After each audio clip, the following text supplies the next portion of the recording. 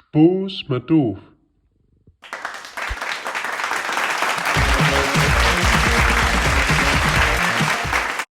Doof vertelt, als hij ein Schulbengel gewast wär.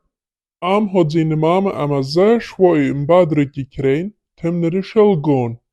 Hij wist je immer nicht, wat hem dat noch mal alle nützen soll, wat hij über die Schule leert. Der Schullehrer sagt immer zu ihm, dat hij wird noch mal sehr wenig von seinem Leben merken, wenn bis immer so in dem Fenster rauskickt. Einstmals aber, dann kam Doof bosig de Schlupfstube raus und er kijkt gerannt und ist ganz abgeregt. Papa, Papa, wat is het, mein Jung?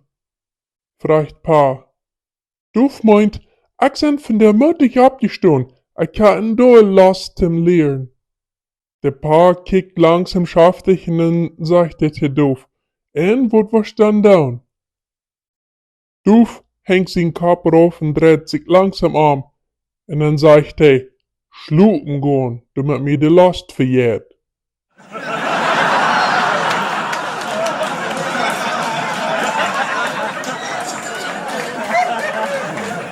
Von diesem Tag ist Doof ins Hemmingfahrer. Nu kon hij doch zum Fenster kijken en wat van zijn leven merken.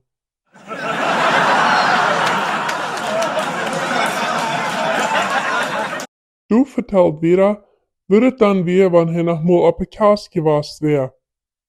Wann immer de Predje ist Jon Omen gesagt hat, en de Briten Brigum sich wollen einen Kuss geben, en de Menschen nicht mehr wisten, wo sie dann wollen handkicken, dann buchsten de ältere Menschen immer mit den Ellbogen und säden, du bist der Nächste an der Reh. Dort euer Doof von der Sohn säden. Und du wen? Wenn du auf ein Begräbnis wär, dann buchst heute ältere Menschen immer mit den Ellbogen an und säden, du bist der Nächste an der Reh.